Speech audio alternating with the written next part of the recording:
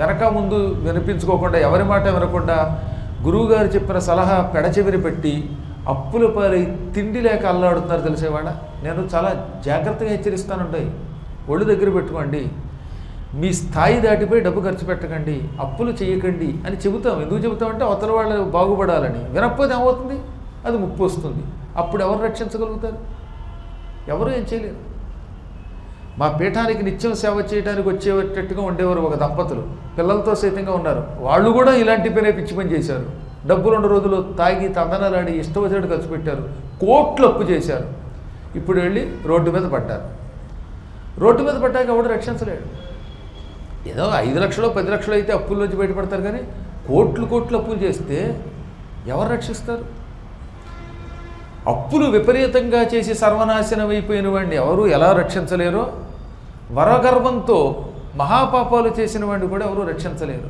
ఇవి దృష్టిలో పెట్టుకుని మనం ఏం చేయాలన్నమాట, మన తపశ్శక్తిని కాపాడుకోవాలి, ధనాన్ని కాపాడుకోవాలి, శరీర బలాన్ని కాపాడుకోవాలి, శరీరాన్ని వ్యాయామంతో కాపాడుకోవాలి. శరీరం ఆరోగ్యంగా ఉన్నంత వరకే మనం ఏ పనైనా చేస్తాం, అవునా? కాబట్టి 3 గుర్తుపెట్టుకోండి. 3 సూచనలు మన పురాణములు మనకు అందించాయి. 1 శరీరం. నీ శరీరం రక్షించుకో. ఎలా రక్షించుకుంటావు? వ్యాయామంతో, వేళకి ఆహారం తింటూ, సరైన సమయంలో నిద్రపోతూ శరీరాన్ని కాపాడుకో. శరీరం ఎప్పుడు వేళకి నిద్రపోతే ఆరోగ్యంగా ఉంటుంది, వేళకి తిండి తింటే ఆరోగ్యంగా ఉంటుంది, సమయం మించకుండా వ్యాయామం చేస్తే ఆరోగ్యంగా ఉంటుంది. ఏ వ్యాయామం లేకుండా వేళకి తినకుండా, తినవలసింది తినకుండా పిచ్చి పనులు చేస్తే, రాత్రి వేళకి నిద్రపోకుండా తిరిగితే అప్పుడు శరీరం స్థూలకాయం అయిపోయి ఆరోగ్యం పాడైపోతుంది. ఒకసారి పాడయ్యాక నువ్వు బాగు చేయలేవు. మోకాళ్ళ నొప్పులు, కీళ్ళ నొప్పులు, కళ్ళ నొప్పులు, కాళ్ళ నొప్పులు, పొట్ట నొప్పులు వచ్చి శరీరం పాడైపోతే, తేనుపులు ఎక్కువైపోయి గ్యాస్ ట్రబుల్ వస్తే ఇక అప్పుడు నేను ఎవడు బాగు చేయలేడు. కాబట్టి శరీరమును ఆరోగ్యమును కాపాడుకోవాలి. కాపాడుకోకపోతే మళ్ళీ బాగు చేయడం కష్టం అండి. ఒరిజినలే కదా. పళ్ళు ఊడిపోతే కట్టుడు పళ్ళు పెట్టుకోవచ్చు, కానీ కట్టుడు పళ్ళే, పెట్టుడు పళ్ళే. అవి మన పుట్టుకతో వచ్చిన పళ్ళ వలె రక్షించవు, అవునా? 2వది ధనం కూడా అంతే. ధనమును జాగరూకతతో రక్షించుకొని వాడు అప్పుల పాలైతే ఇంక మళ్ళీ అలా ధనం సంపాదించడం చాలా కష్టం. అలాగే జపశక్తి, తపశ్శక్తి.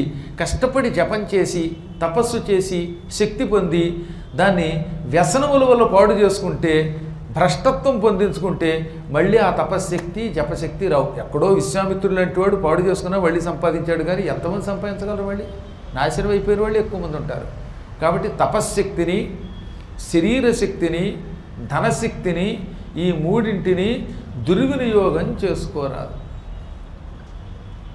ఎల్లవేళలా ఇష్టం వచ్చినట్టు రెచ్చిపోయి వీటిని 3ంటిని పాడు చేసుకున్నవాడు ఉన్నాడే, వాడు ఇహము పొందడు, పరము పొందడు. ఇహపరాలకి 2ంటికి దూరం అయిపోతాడు. దానికి ఉదాహరణ త్రిశంకే.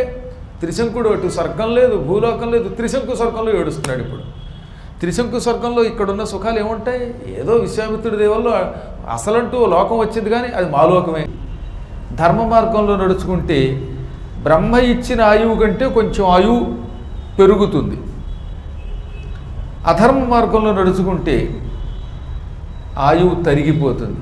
అలా ఆయువుని తుంచుకుంటున్న వాళ్ళు ఎక్కువగా ఉంటారట. ఆయువుని పెంచుకునేవాళ్ళు హిమాలయాల్లో ఎప్పటికీ ఉన్నారు తెలిసిన.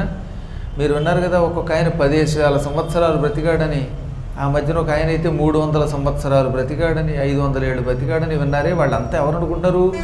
వారు కూడా మనలా పుట్టినవారే, వారు కూడా బ్రహ్మ ద్వారా 100 ఏళ్ళ ఆయువు లిఖించబడిన వారే.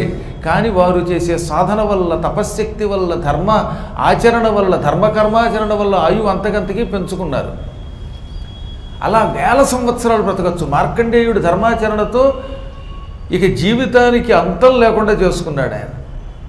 1,000,000 కల్పముల వరకు జీవించే శక్తి పొందాడు ఆయన. హనుమంతుడి లాంటి వాళ్ళు ఆయువు పెంచుకున్నారు, అశ్వత్థామ లాంటి వాళ్ళు ఆయువుని పెంచుకున్నారు, కృపాచార్యుడు ఆయువుని పెంచుకున్నాడు.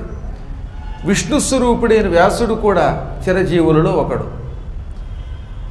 ఇప్పుడు ఈ కలియుగంలో మనం ఏం చేస్తున్నాం? మానవులం భగవంతుడిచ్చినటువంటి ధర్మాన్ని, జ్ఞానాన్ని, సంపదని దుర్వినియోగం చేసి అజ్ఞానంలో పడిపోయి, అసత్యం వెంటపడి, అధర్మం వెంటపడి, స్వార్థం వెంటపడి, పరమార్థం విడిచిపెట్టి త్రుంచుకుంటున్నాం.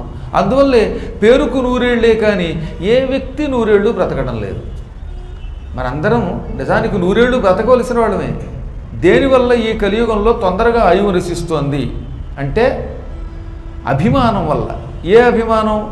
ముందు నేను, తన మీద తనకి ప్రతివాడికి గౌరవం ఉంటుంది, నేను గొప్పవాడిని అనుకోవడం, దీనివల్ల కొంత ఆయువు నశిస్తోంది. ఆ తర్వాత పరాయి వాడి మీద ద్వేషం, దీనివల్ల కొంత అభిమానం తొలగి ఆయువు నశిస్తోంది. ఈ తర్వాత కులాభిమానం, నా కులము, నా శాఖ, నా ప్రాంతము, నా స్థలము, నా కొంప, నా గోడు, ఇవన్నీ తెలియకుండానే మన ఆయువు తగ్గిస్తున్నాయి. అందుకని జ్ఞానులు ఏం చేస్తారు? ఆయువు పెంచుకోవడానికి ముందు ఇందులోంచి బయటపడతారు. అందుకే ఉదార చరితానాంతు వసుధైక కుటుంబకం. జ్ఞానం కలిగిన వాడికి, ఉదారమైన చరిత్ర కలిగిన వాడికి ప్రపంచం తన కుటుంబం అవుతుంది.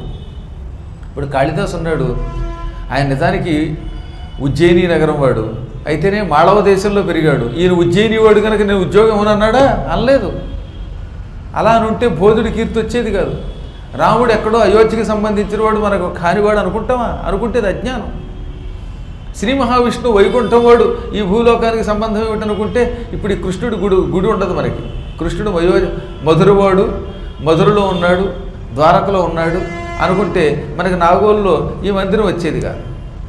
కాబట్టి మన అందరం వీటిల్లోంచి బయటపడి ప్రపంచాన్ని మన కుటుంబంగా భావించి ధర్మం ఎక్కడుంటే ఆ ధర్మమూర్తులే మన బంధువులు అనుకోవాలి. తద్వారా ఆయువు పెరుగుతుంది. అప్పుడు ఏమవుతుందన్నమాట, హిమాలయాలలో ఉన్న సిద్ధులు మనల్ని దగ్గరికి రాణిస్తారు.